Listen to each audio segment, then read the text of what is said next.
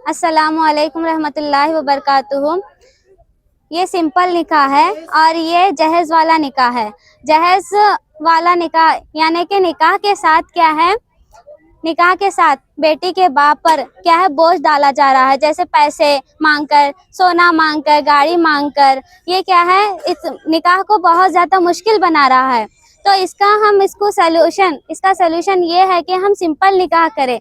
जो हमारे नबी ने जो तरीक़ा बताया है वो ये है कि सबसे बाबरकत निकाह वो है जिसमें क्या है कम खर्च हो, यानी कि ज़्यादा फजूल खर्ची ना हो। कम खर्चे में क्या है हम निकाह को आसान बनाएं। इतना आसान निकाह है कि इसको बहुत ज़्यादा लोग क्या है मुश्किल बनाए हुए हैं। जहेज देकर बहुत सारे लोग क्या है जहेज की वजह से कई बड़ी उम्र की बच्चियां अभी तक बैठी हुई हैं, क्योंकि उनके पेरेंट्स, उनके वालिदैन क्या हैं, उन्हें जहेज नहीं दे सकते, जिसकी वजह से अभी तक कुछ लड़कियां घर में ऐसे ही बैठी हुई हैं। और जिसके पेरेंट्स दे सकते हैं उन्हें दे रहे हैं, वो बच्चों की शादी हो रही है। लेकिन जिसके पेरेंट्स नहीं दे सकते जहेज, उन्हें क्या है वो बच्चे अभी तक घर में वैसे ही बैठे हुए हैं। तो इसका सोल्यूशन ये है कि हम अपने नबी के तरीके के सादगी अख्तियार करके हम निकाह को आसान बनाए और फजूल खर्ची से बचाए और कम खर्च करें, जिसकी वजह से ऐसा करने से क्या होता है, खानदानों में मोहब्बत पैदा होती है और कर्ज से बचाव होता है। पेरेंटिंग, यहाँ पर बच्चों की परवरिश किस तरीके से की जाए, तरबियत कैसे करें, क्योंकि आजकल क्या है पेरेंट्स बहुत ज़्यादा मदर भी क्या है ड्यूटी पे चले जा रहे हैं, फादर भी ड्यूटी पे चले जा रहे हैं। बच्चे क्या कर रहे हैं, ज़्यादा अपना time spend social media, reels देखने में, शॉर्ट्स देखने में क्या कर रहे हैं, अपना ज़्यादा वक्त सिर्फ फ़ोन को दे रहे हैं, जिसकी वजह से क्या होता है बच्चा डिप्रेशन का शिकार हो जाता है। तो इसका जो हम सोल्यूशन है वो ये है कि पेरेंट्स क्या करें, अपना ज़्यादा वक्त बच्चों के साथ गुजारे, जिसकी वजह से क्या हो सकता है डिप्रेशन से दूर रहता है बच्चा।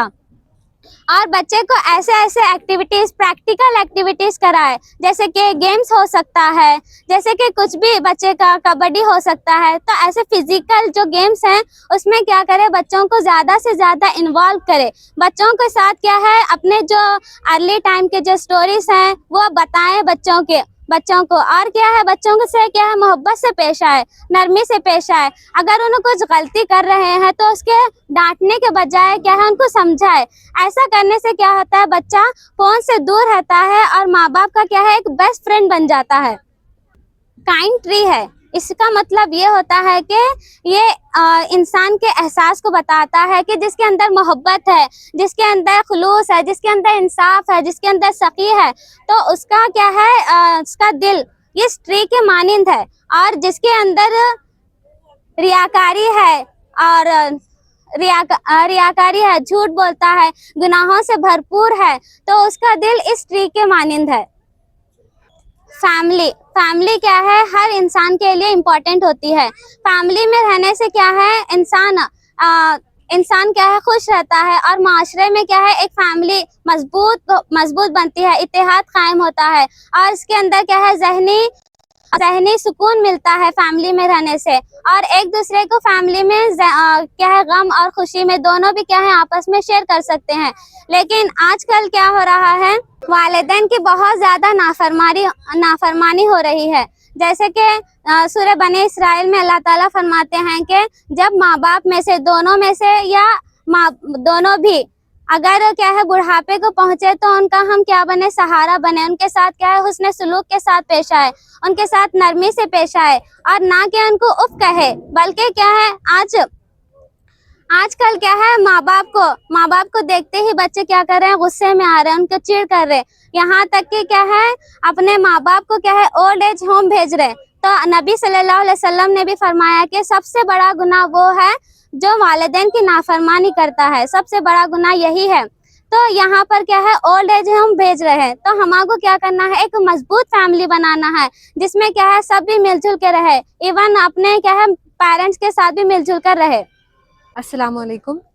ये मॉडल जो है हमें गरीबों, यतीमों और मिस्कीनों के एहसास करने की तलकीन देता है। जैसा आज क्या है, बच्चे भूखे सो रहे हैं, माएँ क्या है अपने बच्चों को खाली बर्तन बताकर बहला रही हैं। तो आज यहाँ पर क्या हो रहा है, इंसानियत का खात्मा हो रहा है, इंसानियत ख़त्म हो रही है और एहसास ख़त्म हो रहा है।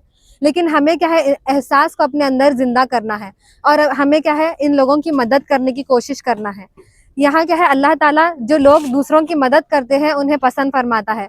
अल्लाह ताला फरमाता है कि मेरे नज़दीक वो शख्स महबूब है जो अपनी ज़रूरतों को नज़रअंदाज करते हुए दूसरों की ज़रूरतों को पूरा करता है। तो हमें क्या है, सदका व खैरात करना है और इस बात का एहसास करना है कि क्या है, दूसरों की भी ज़िंदगी है और उसे क्या है, हमें संवारना है। ये सियाह दिल इस चीज़ की निशानदाही करता है जिसके पास क्या है, एहसास ख़त्म हो चुका है, जिसमें सिर्फ नफ़रत है, रियाकारी है, दिखावा है और क्या है, इंसानियत ख़त्म हो चुकी है। लेकिन जब इंसान के अंदर एहसास पैदा होता है तो उसका दिल बिल्कुल उस रोशन दिल की तरह हो जाता है, बिल्कुल इस रोशन दिल की तरह हो जाता है जिसके अंदर क्या है, रहम दिली है, नरमी है और दूसरों का एहसास है, जो क्या है, दूसरों की बिना किसी बदले की मदद करना चाहता है। आज यहाँ पर जो भी मॉडल्स बनाए गए हैं उसके अंदर क्या है, एहसास बताया गया है, जिसके अंदर एहसास की ज़रूरत है। हर चीज़, यानी वो शादी ब्याह का मामला हो, चाहे ओल्ड एज होम का मामला हो, चाहे गरीबों का मामला हो, हर चीज़ में क्या है, एहसास की ज़रूरत है। क्योंकि आज दुनिया में अगर कोई चीज़ इंसानियत को दोबारा ज़िंदा कर सकती है तो वो एहसास है। तो इंशाअल्लाह हम एहसास को ज़िंदा करें और इंसानियत को फिर से बहाल करने की कोशिश करें। जज़ाक। ये जो मॉडल है इसमें टोटल 3 पार्ट्स हैं। फर्स्ट पार्ट में जो है, ये जो थ्रेड्स नज़र आ रहे हैं आपको, ये इमोशंस इंडिकेट कर रहे हैं। जैसे रेड थ्रेड है वो एंग्रीनेस इंडिकेट कर रहा है, ग्रीन है तो होपफुलनेस इंडिकेट कर रहा है, ब्लू है तो हैप्पीनेस इंडिकेट कर रहा है, ब्लैक है स्ट्रेस्ड इंडिकेट कर रहा है और जो ऑरेंज है वो वोक इंडिकेट कर रहा है। वोक इट मीन्स सोशल अवेयरनेस। तो इसमें से कोई एक आपको पिकअप करना है और लेके यहाँ पर है, ये साइड डेटा मैप है, ये ग्राफ है, आप देख सकते हैं बहुत सारे पब्लिक ने इस पे बनाया है। तो करना क्या है, इसमें एग्जाम्पल के तौर पर ले लिए, आप ले रहे हैं ब्लू थ्रेड, तो ब्लू हम लेके आप इधर आइए, जिस चीज से हमें खुशी मिल रही है उसका इंडिकेशन हैप्पीनेस है। तो हमारी ह्यूमन लाइफ में बहुत सारी चीजें होती हैं, हैप्पीनेस होती है, सैडनेस होती है, डिप्रेशन, एंजाइटी, वर्कलोड, बहुत सारी चीजें होती हैं। तो उनमें से अब आप हैप्पीनेस ले रहे हैं, तो इसमें से कौन सी चीजों में से आपको हैप्पीनेस, खुशी मिल रही है, आपको उस चीज को बांधना है। जैसे एग्जाम्पल के तौर पर लोगों ने यहाँ पे हीलिंग पे हैप्पीनेस बांधा है, उन्होंने अंदर से जो हील होते हैं तो उस पे हैप्पीनेस मिलती है। ग्रैटिट्यूड, जो हम अपने अल्लाह का शुक्र अदा करते हैं तो उस चीज से क्या हमें खुशी मिलती है, अगर खुशी मिलती है तो ब्लू थ्रेड से उसको इंडिकेट करके उसको बांधना है। ऐसे ही बनते बनते ग्राफ बनेगा, तो वो ग्राफ बनाना है। अब इसका आउटकम क्या आएगा, इसका आउटकम ये है कि अब लोगों ने एग्जाम्पल के तौर पर ब्लैक वाला स्ट्रेस लिया है, तो स्ट्रेस इंडिकेट करके वो ग्राफ बनाएंगे। उसके बाद वो जाएंगे वो स्टॉल की तरफ, वो स्टॉल में बॉल्स हैं, बॉल्स जो ये कलर्स आपको नजर आ रहे हैं बोर्ड पर, वो कलर्स वहाँ पर हैं। अब स्ट्रेस वाला चूज किए हैं तो ग्राफ बना के वहाँ पर बॉल की तरफ जाएंगे, ब्लैक बॉल वहाँ पे होल में डालेंगे।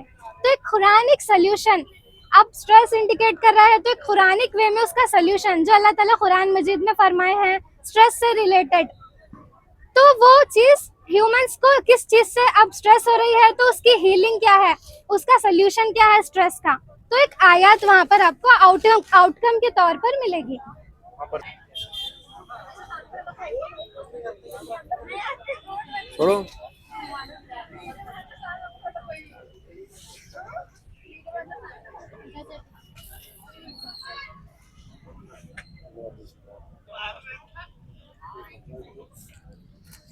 अस्सलाम वालेकुम वरहमतुल्लाहि वबरकातुहू। इलाज बिल कुरान, कुरान के थ्रू इलाज कैसे करें। अल्लाह सुब्हानहू तआला कुरान में फरमाते हैं कि कुरान में हर किस्म के जिस्मानी और रूहानी बीमारियों का इलाज मौजूद है। इसका असर होने के लिए हमको सबसे शर्त ये है कि सबसे बड़ी शर्त ये है कि हमको अल्लाह सुब्हानहू तआला की ज़ात पर मुकम्मल और कामिल यकीन रहना, और अल्लाह के कलाम पाक पर भी हमको मुकम्मल यकीन और अकीदे के साथ अगर हम ये दुआएं पढ़ेंगे तो इसका असर हम पर होता है।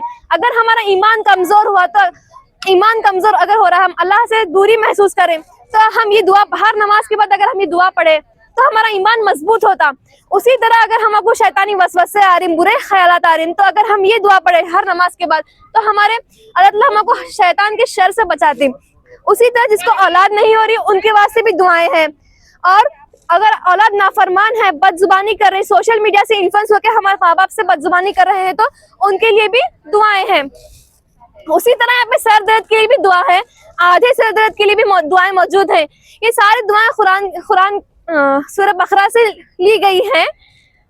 और बोले तो पेट दर्द की दुआ है, और सर दर्द की दुआ है, कान दर्द की दुआ है, एट लास्ट नजर बद की दुआ है। नजर बद होते ही हम लोग क्या करती, मौलाना का लिजा को दुआ पढ़ाती। उससे बेहतर है कि दुआएं हम खुद याद करके हम खुद पढ़ना, और पढ़ के हम खुद अमल करना, बच्चों के ऊपर फूकना घर के बाहर जाने से पहले। और सारी चीजों का असर तभी होता जब हम अल्लाह ताला की ज़ात पर यकीन रख कर पढ़ेंगे, ये कलाम के ऊपर यकीन रख कर पढ़ेंगे, तो इसका असर हम पर होता है। जज़ाकल्लाहु खैर। अस्सलाम वालेकुम रहमतुल्लाहि बरकातहू। हमने एक छोटा सा रूम बनाया जिसे हम साइलेंट रूम के नाम पर ये करें, साइलेंट एहसास, दर्द की खामोश दास्तां।